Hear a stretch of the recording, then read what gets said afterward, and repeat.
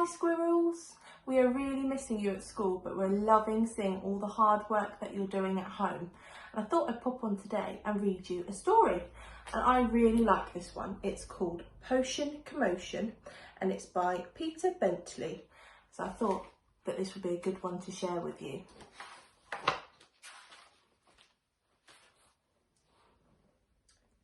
Mum said to Betty, "I'm just popping out. Please stay indoors. There's a dragon about.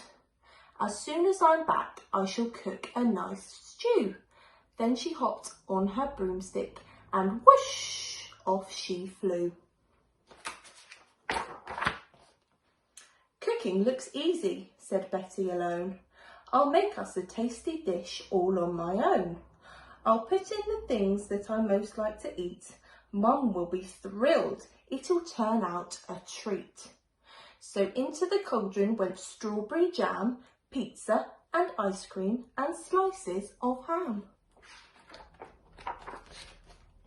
French fries and waffles and hot dogs and mustard, sugar and flour and syrup and custard, pretzels and popcorn and baked beans and oodles of 5-minute easy cook savoury noodles. Next in the cauldron went 3 kinds of cheese and a good shake of pepper, which made Betty sneeze. Achoo!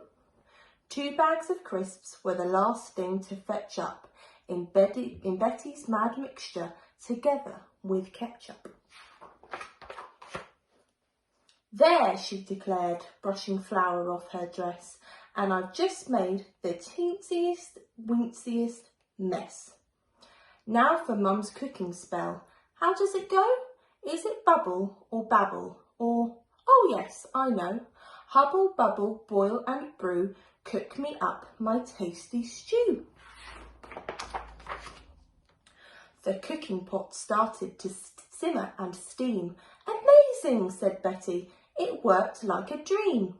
But something was odd. To Betty's surprise, the bubbling brew was beginning to rise. It boiled and it roiled and it rose even more. Then it poured from the cauldron all over the floor. "Yikes," Betty said as she reached for the mop. "But Mum's got a spell that'll soon make it stop." "It's kindly stop cooking?" "No." "Stop, little pot?" Is it cauldron stop bubbling?" "Oh dear, I forgot." The brew had gone balmy. What's hullabaloo? Soon the whole cottage was filled up with goo. It foamed and it fizzled, it frothed and it flowed out of the cottage and onto the road. Betty yelled "Eek!" as she fled with the cat, holding on tight to the brim of her hat. They flew up a tree, and when they looked down, Betty's mad mixture was flooding the town. Then Betty saw Mum coming back from the shop. "It's the cauldron," cried Betty. "I can't make it stop." Mum waved her wand with a swish and a swoop and said the right spell at the river of gloop. "Cauldron no more, boil and bubble. Thank you kindly for your trouble." "Sorry," sighed Betty, "my cooking went wrong." And then a great dragon came flying along.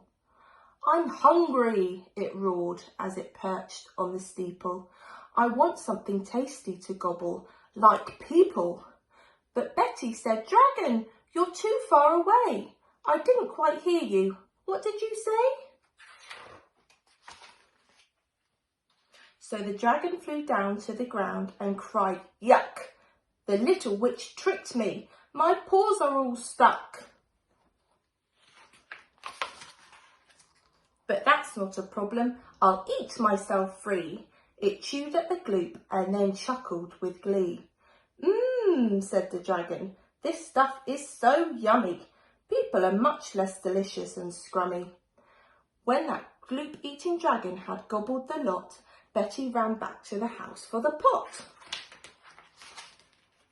"Please take the cauldron," said Betty, "and then you won't ever need to eat people again. As long as we teach you the right spell to say, You can eat just as much as you like every day. You saved the whole town, clever Betty, smiled Mum, as the dragon flew home with a nice fill-up tum. The townsfolk were pleased it had all ended well. Mum cleared the rest of the mess with a spell. And now, Betty dearest, I fancy some stew. I think we should make it together, don't you? Ah, they're making it together, so hopefully they won't make a big mess. I would love to hear what you would put in your spell or your potion. So if you had a nice big cauldron like Betty, what would you put in there? So let me know. See you soon.